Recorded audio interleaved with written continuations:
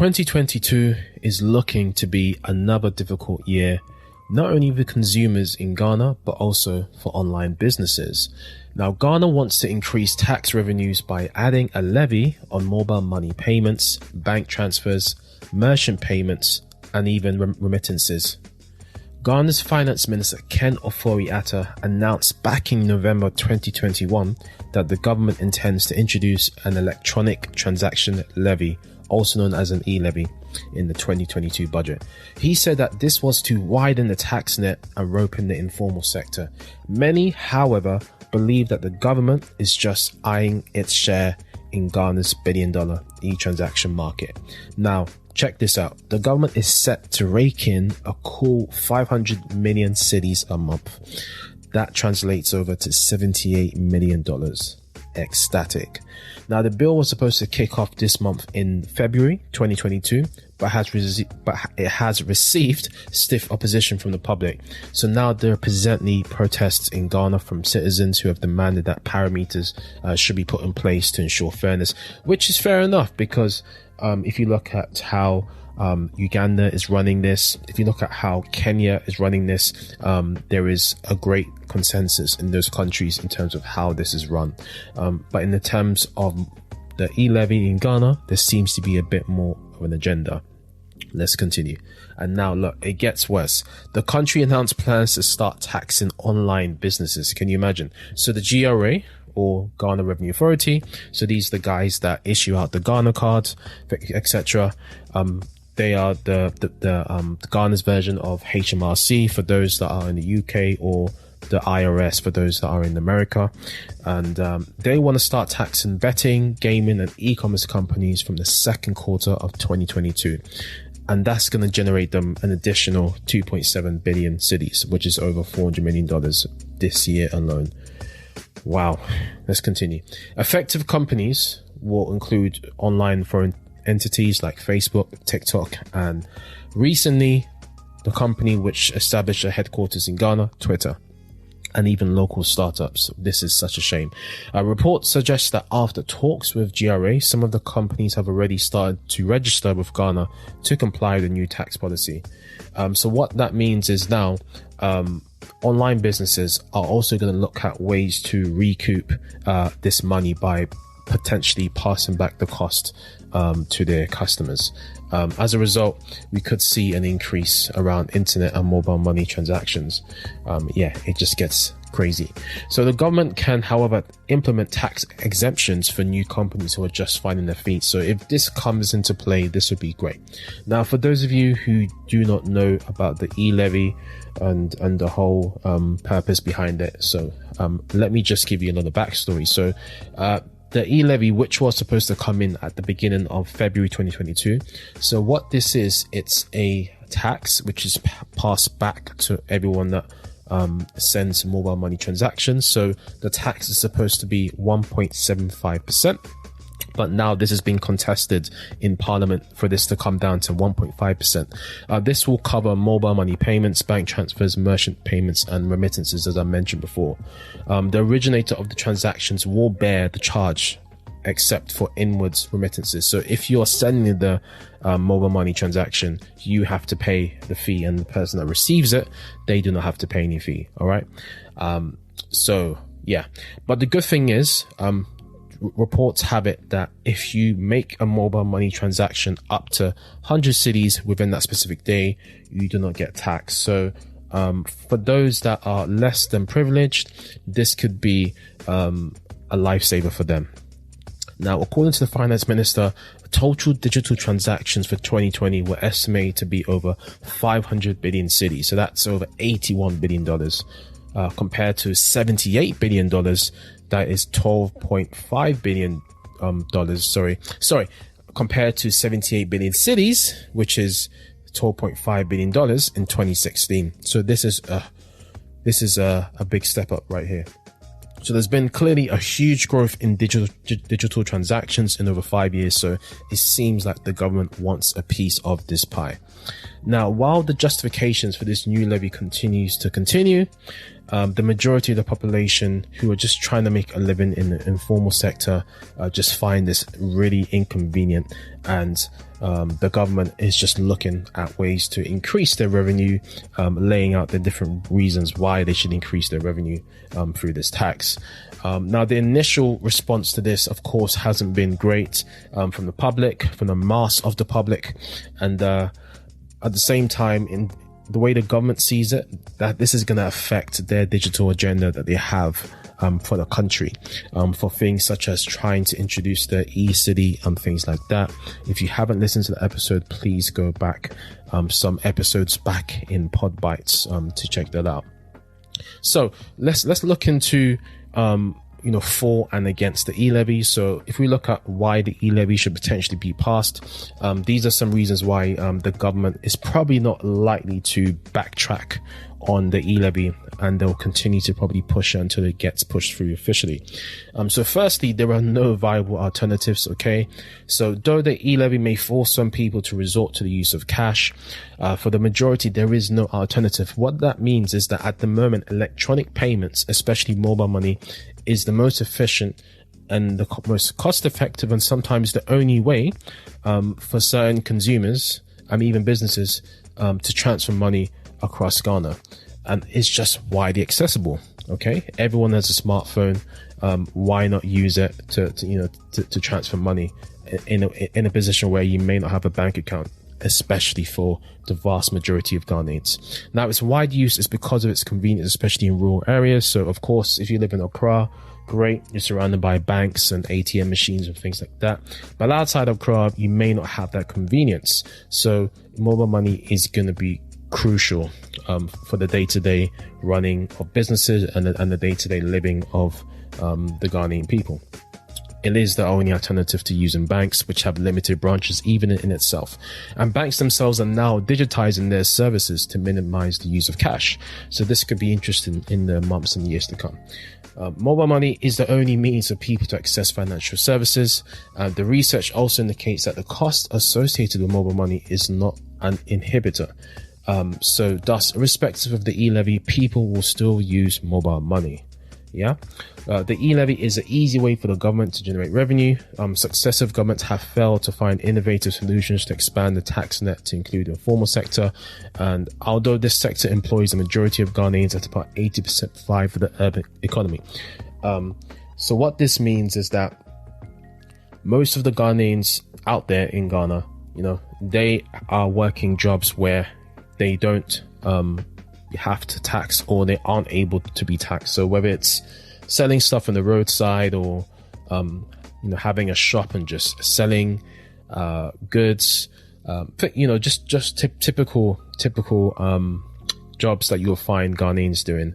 These kind of jobs, it's hard to pass back a tax to these business owners or to these hustlers, because it's just not really possible, right? So this is their way of being able to tax the people who are in these informal sectors, quote unquote. Now, let's continue. Now, as many people, including those in the informal sector, use mobile money, the government sees it as an easy way of taxing the informal sector.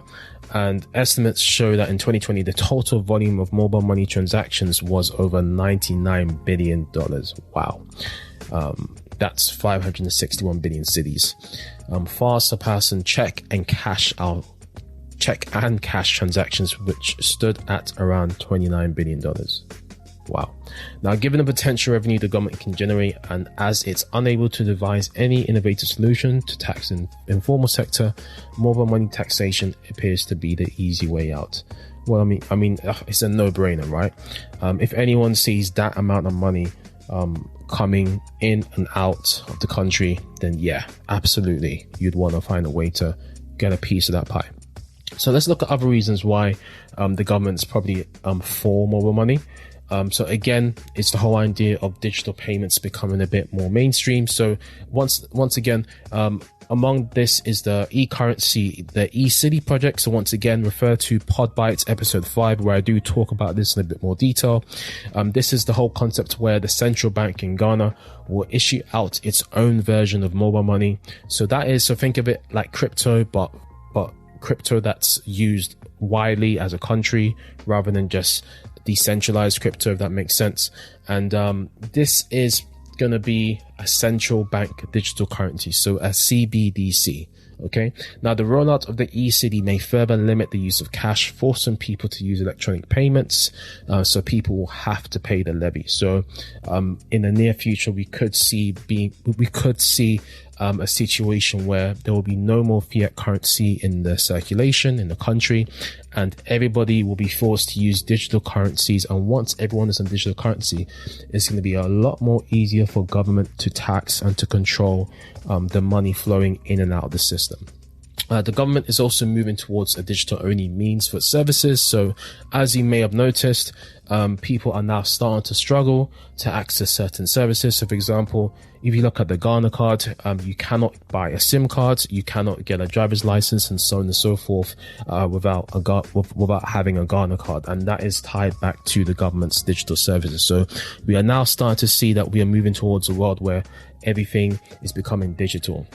Let's go on to one more reason. So again, the normalization of the digital payments during the pandemic is making this a bit more reasonable for them to introduce this. So of course, during the COVID-19 pandemic, there was of course a restriction of movements, and because of mobile money and bank accounts and cards being around, many people resorted to using digital transactions and payments to get things done on a day-to-day.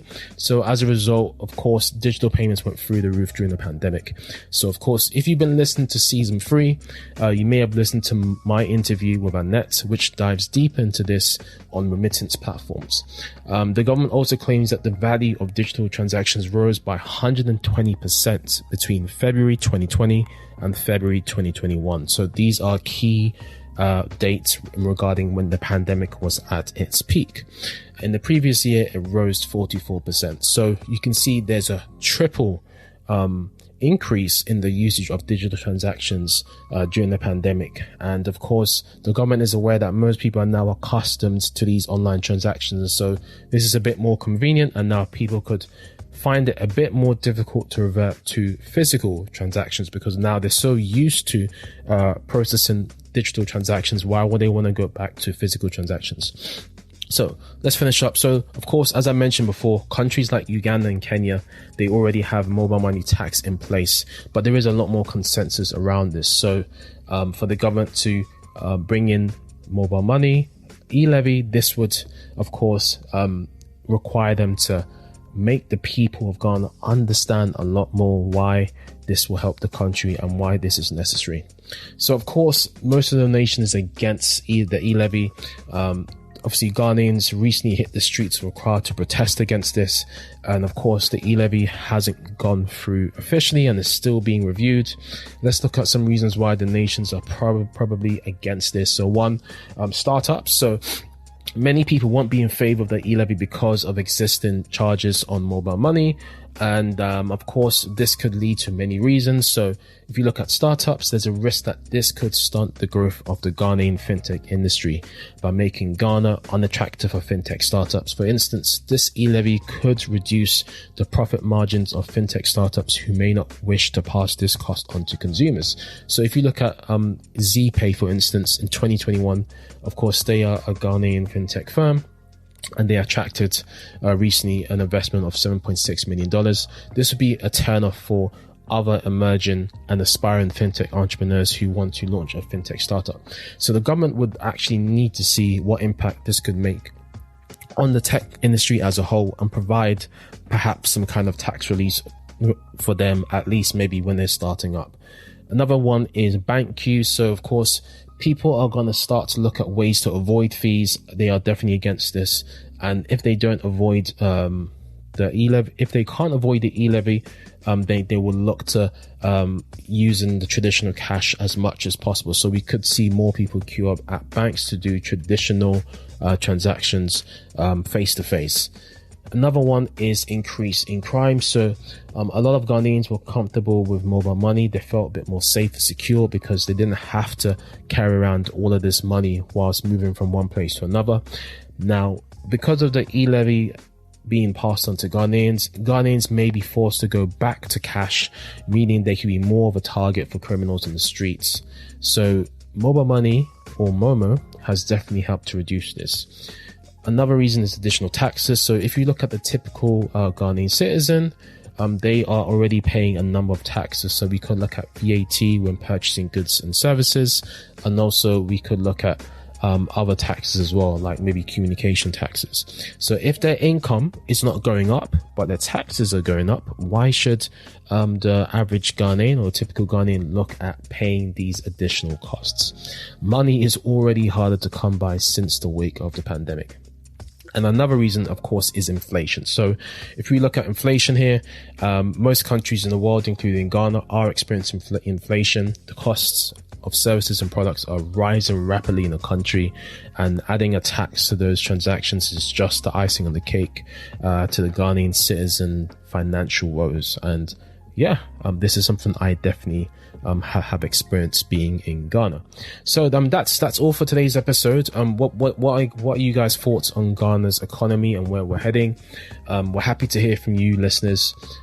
Feel free to tweet us. Okay, we're now on Twitter at The Sound of Accra. Let's continue the conversation. Give us a tweet and let us know your conversations on the back of this episode, and use the hashtag E-Levy when tweeting us, and our team would get back to you and hopefully retweet your comments. If you're listening on Apple Podcasts or Spotify, please leave us a review, give us a 5-star, and leave us a lovely comment. Helps to get this content out there a bit more. But other than that, I've been Adrian Daniels.